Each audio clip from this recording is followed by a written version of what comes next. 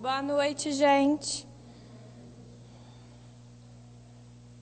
Seara dos Médiuns. Ser médium. Reunião pública de 17/6/60, questão 223. Abraçando a mediunidade, muitos companheiros na Terra adotam posição de absoluta expectativa, copiando a inércia dos manequins.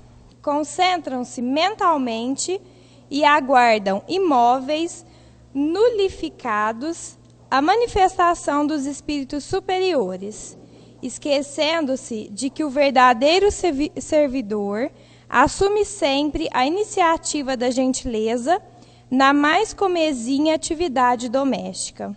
Vejamos a lógica do cotidiano. Um diretor de escritório não exigirá que o auxiliar se faça enciclopédia humana a fim de receber-lhe a cooperação, mas solicita seja ele uma criatura ordeira e laboriosa, com a necessária experiência em assuntos de escrita. Um médico não reclamará do enfermeiro uma certidão de grandeza moral para aceitar-lhe o concurso. No entanto, contará sempre ele, pessoa operosa e sensata, com a precisa dedicação aos doentes. O proprietário de um ônibus não se servirá da atenção do farmacêutico em sua oficina, mas procurará um motorista que não apenas saiba manobrar o volante, mas que o ajude também a conservar o carro. O farmacêutico, a seu turno, não se utilizará da atenção de um motorista em sua casa, mas procurará um colaborador que não apenas saiba vender remédios, mas que o ajude também a aviar as receitas. Cada trabalhador permanece em sua própria tarefa, embora a interdependência seja o regime da vida apontado a todos. Ser médium é ser ajudante do mundo espiritual. E ser ajudante em determinado trabalho é ser alguém que auxilia espontaneamente, descansando a cabeça dos responsáveis. Se não podes compreender isso, observa o avião, por mais simples seja ele. Tudo é amparo inteligente e ação maquinal no comboio aéreo. Torres de observação esclarecem-lhe a rota e vigorosos motores garantem-lhe a marcha. Mas tudo pode falhar, se falharem o entendimento e a disciplina no aviador que está dentro dele. Boa noite, gente.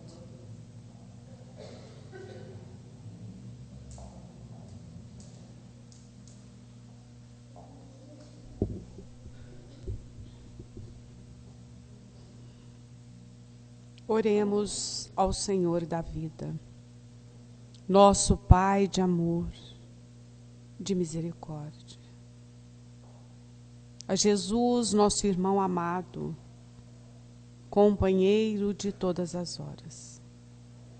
Através deles, agradecermos os mentores desta casa, deste trabalho, pela oportunidade renovada de mais uma vez aqui estarmos juntos, buscando a sintonia, a fraternidade, as reflexões através do estudo e o aprendizado na seara do Senhor. Conforme acabamos de ouvir da lição de Emmanuel, somos trabalhadores nesta seara mediúnica. E o que se esperam de nós é que sejamos fiéis servidores nessa tarefa, através de reflexões, da mudança dos nossos comportamentos e, sobretudo, na seriedade deste trabalho. Possamos nós estar sempre dispostos a essas mudanças. E é desta forma que damos, então, a nossa reunião por iniciada. Abençoe-nos sempre, que assim seja. A reflexão de hoje está a cargo da Silvia e vai ser sobre ação e reação.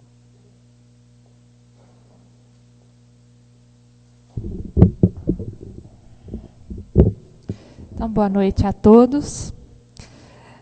A nossa reflexão, seguindo o nosso roteiro, o nosso livro de roteiro do Cohen, pede para a gente refletir a respeito do livro Vozes do Grande Além, que é psicografia do Chico Xavier, Espíritos Diversos. E lá nesse livro, ele conta a história de um rapaz que se casa com uma moça, uma jovenzinha, que ela é filha única e o pai está para morrer, já está bem adoentado. E esse rapaz, vendo a possibilidade de se assenhorar de uma grande fortuna, casando com a moça, ele se casa com ela por interesse. E logo o sogro morre e ele toma posse da fortuna, de uma pequena fortuna. E ele consegue, através de uma procuração, vender todos os bens dessa moça, né, que era do pai da moça, e ele viaja para a Europa e abandona a moça. E a moça fica e ele vai para a Europa. Ele fica 5 anos morando na Europa, jogando, se divertindo, né? E quando chega a falta do dinheiro, ele começa a se sentir culpado, porque está passando por miséria, consegue voltar ao país, né? E vai procurar a moça. Quando ele procura a moça não suportando aquele abandono e viver na miséria, que sempre foi uma moça criada com recursos, ela cai na prostituição e já havia falecido alguns dias antes dele chegar, doente, e ainda na prostituição doente, né? E doente fisicamente. E, passado um tempo, ele fica com remorso, vive numa miséria muito grande, desencarna também, e no mundo espiritual ele começa a sentir essa culpa muito grande, até que ele consegue ser socorrido, e ele vai perguntar o que é que ele pode fazer para melhorar a sua situação lá no mundo espiritual. Aí os mentores falam para ele que ninguém pode seguir à frente tendo um débito para trás. Aí ele vai refletindo e chega à conclusão que o maior débito dele é aquela moça que ele enganou, né? E ele vai buscar essa moça e ela ainda está presa lá no umbral porque ela está tomada de um grande ódio, né? E muitos espíritos vampirizadores. E ele segue orando, pedindo, até que ele consegue uma reencarnação para ele e a moça, né? Eles serão gêmeos de uma mesma mãe, uma mãe abnegada, que permitiu que eles viessem juntos, vai fazer essa missão com eles. E ele vai tomar conta dessa moça, que essa moça é enferma, porque ela está enferma no umbral, né? Ela está muito enferma, ela vai vir com problemas variados, e ela vai ficar enferma, debilitada na cama, e ele que vai ser o provedor e o protetor dessa moça para o resto de sua vida, né? Ele vai ter que renunciar até aos seus próprios sonhos de realização pessoal. Ele vai ter que viver completamente para essa criatura. E assim ocorre. E a partir daí ele explica essa lei de ação e reação. E ele ainda fala assim, que a gente tem que fazer as pazes com os nossos desafetos enquanto estamos a caminho. É uma frase de Jesus, né? Ele fala, reconciliai com vossos inimigos enquanto estais a caminho. Esse estais a caminho é estar encarnado aqui, para que a gente não assuma uma dívida tão grande, né? Conforme esse moço adquiriu. Porque ele teve que nascer renunciando todas as suas venturas, que ele podia ter casado, ter filho, ele não vai poder. Ele nasceu com um problema financeiro, ele é trabalhador, vai ganhar a vida com muita dificuldade, mas ainda vai ficar devendo dinheiro para a moça, porque ele gastou o dinheiro da moça, né? Então, ele vai, com o trabalho, o suor dele, ele vai conseguir ter dinheiro e suprir a vida da moça com fartura. Então, ele vai ter que repor tudo isso. Então, o que a gente reflete com isso? Que todo o mal que a gente faz para o outro, é para a gente mesmo que a gente está fazendo. A gente está se endividando, é uma lei. Isso aí não é Deus que castigou ele, não. Lá fica bem claro na leitura que ele se sentiu culpado. Ele percebeu o seu erro, não precisou de nenhum mentor falar com ele, não precisou do próprio Deus, nada. Ele mesmo se sentiu culpado, porque ele sabia que ele tinha falhado com a moça. E ele não conseguia seguir à frente enquanto ele estava com esse débito. Porque isso é uma lei, a lei de ação e reação. É assim, toda ação que a gente faz para o outro, a gente recebe em troca com a mesma intensidade e a mesma direção. A moça não ia fazer nada contra ele, quer dizer, ela não iria se endividar. Ele mesmo é que buscou essa vida de sacrifício para resgatar o seu débito. Então, tudo que a gente faz, a gente tem que resgatar depois. Seja lá com amor, igual ele fez, porque isso foi com amor, ele renunciou por conta própria, né? Ou mesmo com uma dor profunda. Se de repente ele não se arrependesse, ele teria que se encontrar com essa moça de uma outra maneira. Talvez mais dolorida, mais difícil. Né? Então, essa é uma lei. E por que a gente tem que refletir a respeito disso no Cohen, né? Mais especificamente? Porque todas as comunicações que a gente recebe na reunião mediúnica, a gente percebe que as pessoas que estão sofrendo, que estão em conflito, elas não respeitaram essa lei, né? Elas são sempre devedoras dessa lei, elas estão sempre devendo para alguém. Então, alguém vem e se vinga. De repente, o outro vai, então fica nesse vai e vem, encarna e desencarna, e não consegue nunca se quitar com essa lei, né, de amor e fraternidade. Então, a gente, quando está na reunião mediúnica, mesmo o médium tem que ter isso dentro de si, que a gente pode resgatar essa lei, que a gente pode resgatar o mal que a gente fez, fazendo o bem, né? Que existe outro caminho que não o da vingança, que não o da justiça com as próprias leis. E o que vai nos dar alento, que dá alento para a criatura que está sofrendo, é saber que essa lei, ela é inderrogável. A lei vai alcançar a criatura, independente da vontade daquela criatura que está sendo vítima hoje. Então, eu não preciso me vingar para a criatura pagar o que ela fez. A própria lei vai fazer com que isso ocorra. A própria consciência, né, do algoz vai despertar um dia. E se não despertar, o determinismo da lei vai promover o pagamento dessa dívida. O que significa isso? Se de repente ele não se arrepende, a criatura, o algoz não se arrepende, a culpa não chega, o sofrimento determinado por essa mesma lei vai fazer com que ela sofra na própria pele o que fez sofrer em outro. Mas aí, sem a consciência, sem a renúncia, sem a aceitação que ela teria se ela tivesse despertado. Então, será uma expiação muito grande. Então, a gente sempre brinca assim que a expiação e a prova, todas elas são em sofrimento. Mas a prova a gente faz com serenidade no coração. Porque a gente entendeu, a gente compreendeu, a gente não sofre por estar passando por aquilo. A gente passa só pelo sofrimento. E a expiação a gente reclama, a gente não aceita, a gente se revolta. Porque ela é imposta. Né? A lei chegou para você agora. Você não escolheu quitar sua dívida. Da mesma forma que a gente tem a lei aí, humana, né?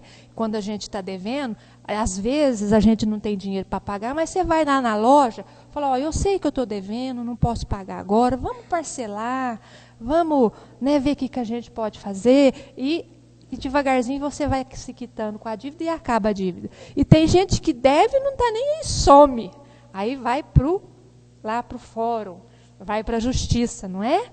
E aí a justiça vai cobrar da maneira mais implacável, né? Não vai ter esse acordo que a gente pode fazer de boa vontade. Da mesma forma funciona a lei de ação e reação. Então é nesse sentido que a gente tem que estar com isso dentro da gente. Entender que essa lei, ela é divina. E ela é inderrogável, quer dizer, não tem jeito de tirar ela. Né? Se eu tenho uma dívida com a lei divina, eu tenho que pagar essa lei. Né? Seja com amor, seja com a dor. Não tem problema, eu vou ter que me quitar com a dívida. E a gente sabendo disso, todo o sofrimento que chega na nossa casa, na nossa vida, a gente sabe que ela tem uma razão de ser. Não é? O sofrimento não vai vir gratuito. A prova não vai vir gratuito, porque Deus falou assim, não, eu vou ver se ela está forte mesmo. Isso não existe, gente. Quando fala assim, Deus está te provando, Ele não está querendo ver se você está forte ou não. Porque esse Deus não existe. Deus é misericórdia. É justiça, mas é misericórdia. Né? Então, quando a gente fala que está provando, é para a gente mesmo. Para a nossa própria consciência, que a gente quer se quitar com essa lei. Né? Então, a gente tem que saber disso. Que todo sofrimento que chegar na nossa casa, a gente está devendo, a gente é devedor dessa lei. E que bom que a gente está podendo pagar. Então, vamos fazer esse pagamento, entre aspas, né, sem revolta. Né? Porque aí a gente sofre menos, a gente sofre só a dor. A gente não sofre a dor e a revolta. A gente sofre menos. E a gente tendo isso dentro de nós, na nossa consciência, carregando essa filosofia de vida, quando a gente recebe um espírito, a gente sente o que o espírito sente, a gente pensa o que o espírito pensa. Mas a mediunidade é uma via de duas mãos. Né? O espírito também vai sentir o que a gente sente. Ele vai perceber o nosso cérebro, ele vai perceber o nosso pensamento. Então ele vai compreender, talvez não, mas ele vai tomar ciência que essa lei existe. Nós, médiuns. E o doutrinador, e o médium doutrinador, ele tem que saber dessa lei também, para que ele possa instruir o espírito. Que ele tem um outro caminho a seguir. Que ele não precisa se vingar, que ele não precisa se estacionar na revolta. Né? Tudo isso ele tem que saber para conversar com o espírito. Talvez não usando termos técnicos de ação e reação, determinismo, espiritismo, encarnar, nada disso, mas mostrando que existe um caminho, que ele pode retomar o caminho, modificar o curso para que ele não sofra. Né? E a partir daí ele vai compreendendo que essa lei existe. Então é nesse sentido que a reflexão é importante a respeito da lei de ação e reação. Essa lei é a que rege o mundo. Tudo que a gente faz nessa vida, para a gente mesmo e para o outro, a gente está dando para o outro, mas a gente está recebendo também. É repartidinho. Né?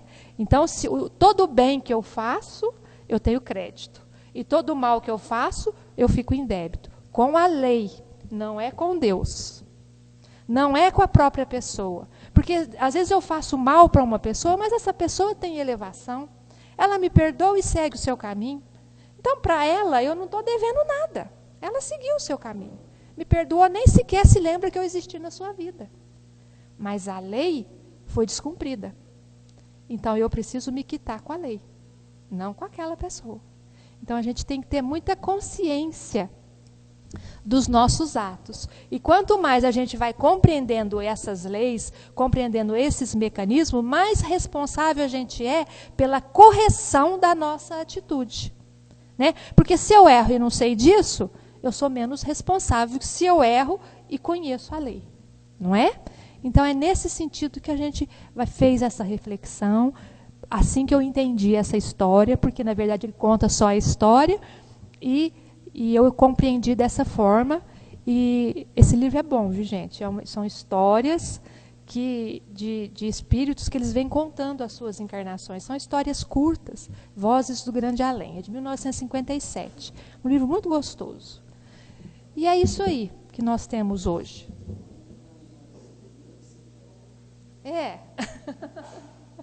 Então, gente, podemos ir trabalhar, né? Nós vamos fazer 3 grupos, né, Monita? 3 grupos, né? Um aqui embaixo e 2 lá em cima. Podemos ir trabalhar, então.